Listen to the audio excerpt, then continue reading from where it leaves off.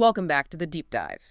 Today we're looking at a case from 2014, a really unsettling story involving the Rakaan family in Lebanon. That's right. Yasser, Sahar, and their little 4-year-old daughter, Seline. Right. They lived a pretty comfortable life, privileged, in a nice neighborhood. And central to their daily life was their domestic worker, Bouzai. Yeah, from Ethiopia. She'd been with them for about 3.5 years. And the sources, well, they really emphasized the trust there. More than just an employee. Oh, absolutely. Treated like part of the family, Mm. especially close with Seline. A really deep, loving bond. It sounds like, a very safe, stable household. Until one ordinary October day when everything just stopped. It started like any other day. Yasser and Sahar went off to work to their usual routines. Seline stayed home with Bouzai, completely normal. But then, around 1:00 p.m., the normality just shattered. Sahar gets this frantic phone call. It's Bouzai. She sounds panicked, saying Seline is incredibly sick, sweating, collapsing, needs the hospital immediately. Wow. So Safar rushes out, calls Yasser to meet them there. And in that moment, they're scrambling for an explanation, right? Panic sets in. What could it possibly be? The only thing they could think of, Seline had just had a routine vaccine the day before from their regular doctor. So they thought, maybe a terrible reaction? An extreme side effect? Exactly. That seemed like the only possible answer for something so sudden. But when they got to the hospital, it wasn't that simple. No, not at all. As soon as Seline arrived, the medical team knew this wasn't a vaccine reaction. Her condition was catastrophic. How bad was it? She was completely unconscious, slipping into a coma, described as being in a state of agony. It was incredibly severe, incredibly fast. Oh my God, and the doctors. They worked on her for 45 minutes straight, just fighting to keep her alive, trying everything. But it wasn't enough. No, her oxygen levels just plummeted all the way down to 0. Her heart stopped, and Selin Rakaan was pronounced dead. Just unimaginable. A healthy little girl, fine hours earlier, now gone. The shock for the parents, Yasser and Sahar, must have been absolute. And immediately, there's this huge question. Why? There were no obvious injuries, no signs of violence. Which is why the police were called in straight away, right? Sudden death of a child. Precisely. It was instantly a potential crime scene. The mystery was stark. What or who killed Selin Rakaan?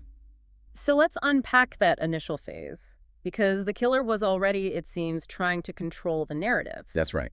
The parents, understandably lost in grief, they latched on to that vaccine idea. Yasser especially was convinced the vaccine must have been contaminated, maybe poisoned. But the doctors pushed back on that. Immediately, very firmly. They stated that Seline's rapid systemic collapse, the total shutdown, it just didn't fit the profile of any known vaccine reaction, not even a severe one. So what were they seeing? They were seeing signs that pointed towards something much more direct, even if it wasn't obvious on the surface. The violence was internal, hidden. And were there actual forensic clues pointing that way, even subtle ones? Yes, and they were critical. Subtle, but specific. When they examined Seline's body closely, they found slight blue discoloration around her lips. Cyanosis, lack of oxygen. Exactly. Plus, some fluid discharge from her mouth, specific changes in her eye color, Yeah. and confirming that catastrophic drop in blood oxygen. Okay.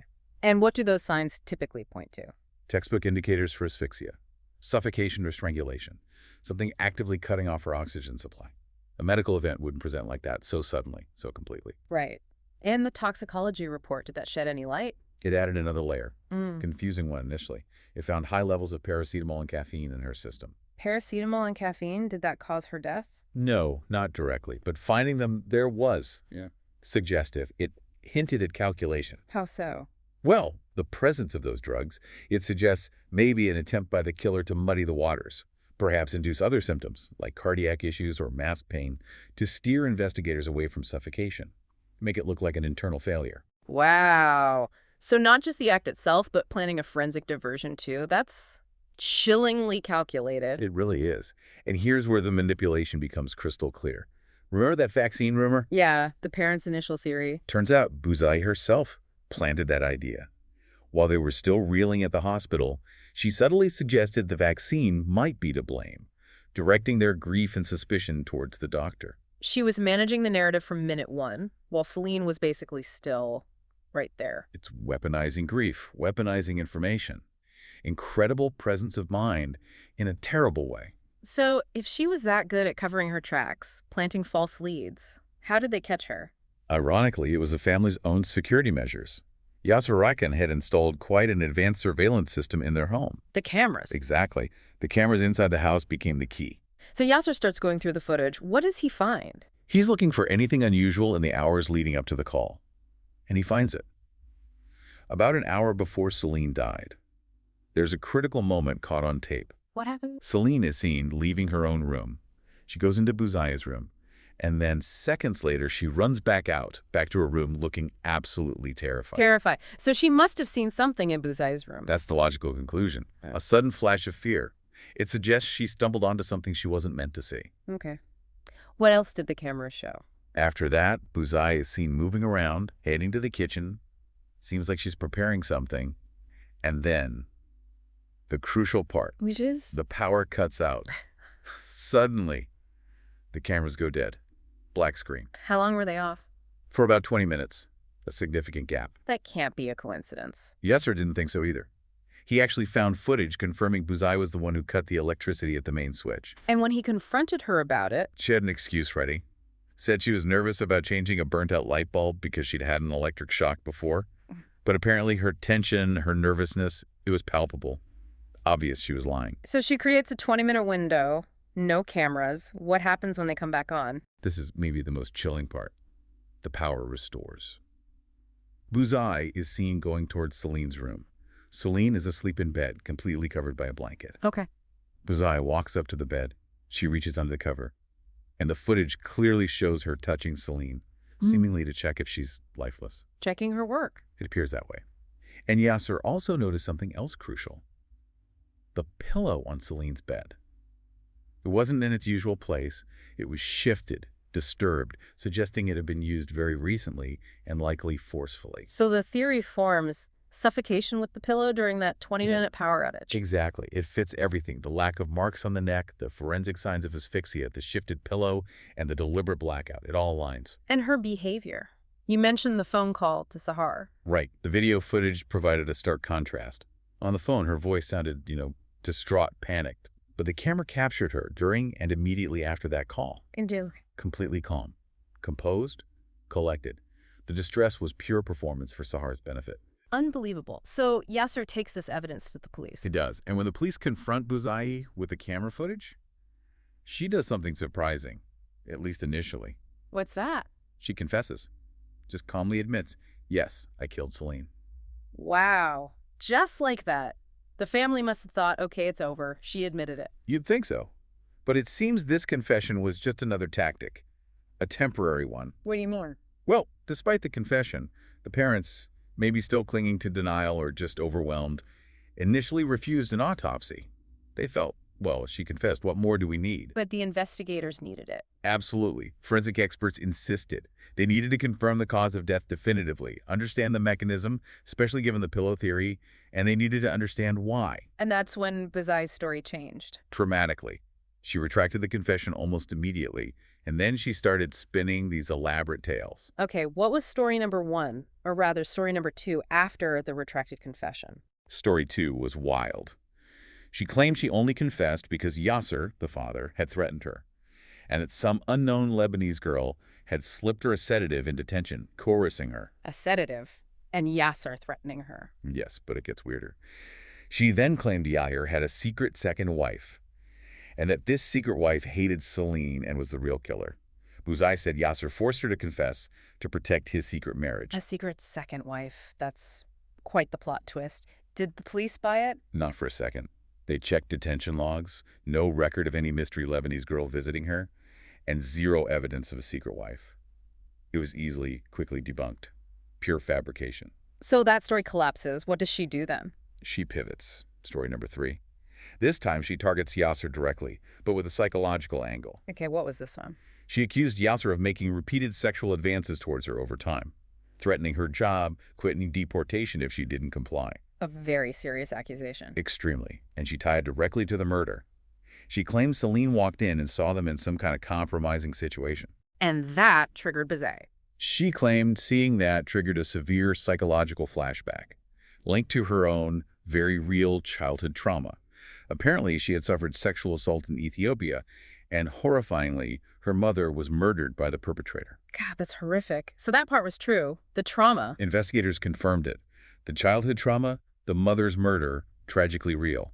But Bouzai claimed this flashback caused her to kill Seline in a state of absent consciousness, a sort of temporary insanity defense. So trying to frame it as involuntary, driven by past trauma, not intentional murder. Exactly. But again, the investigators looked into the core, claimed the advances by Yasser Seline walking in on them, and Completely false. No evidence supported it. Easily disproved. It was another desperate lie. 3 fabricated narratives, each trying to shift blame, create confusion, introduce doubt, but none of them held up. So if it wasn't coercion, or a secret wife, or a trauma-induced flashback, what was the real reason? Why did she kill a child she supposedly loved? The truth, when it finally came out, was far more mundane and in its own way, even more chilling.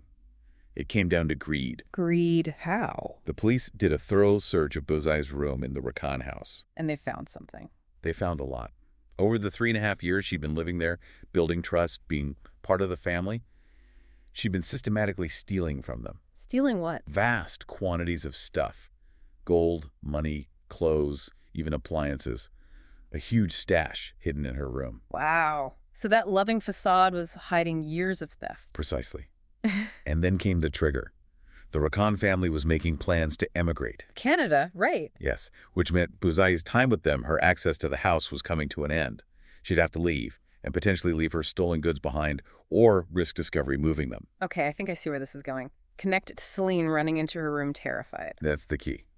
On that morning, Seline running into Bouzai's room, she must have accidentally seen the stash. The hidden gold, the money, the stolen items. A 4-year-old just stumbled upon her secret hoard. Exactly. And in that instant, Bouzai's entire carefully constructed world, her years of deception, was about to collapse.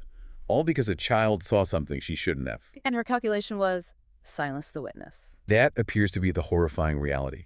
The fear of exposure, of losing everything she'd stolen, outweighed any bond she had with Seline. She decided Seline had to be silenced before she could tell her parents, especially with the move to Canada looming. So the motive wasn't complex psychology. It was simple, brutal self-preservation driven by greed. It seems so. The confirmed method just underlines that cold calculation. Cut the power for blindness. Hold Seline down, maybe restricting her breath initially to weaken her, drop those oxygen levels, then finish it with the pillow. The no-trace method she likely knew wouldn't leave obvious marks. And the vaccine story was her pre-planned alibi. Ready to go. Ready to deploy the moment she needed it. So what was the outcome? The verdict. Bouzai was convicted of murder.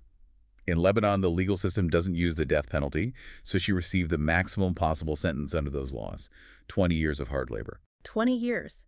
For taking a child's life to cover up theft. The contrast is just staggering, isn't it? 3.5 years building what seemed like genuine love and trust, all sacrificed in an instant because of greed and the fear of getting caught.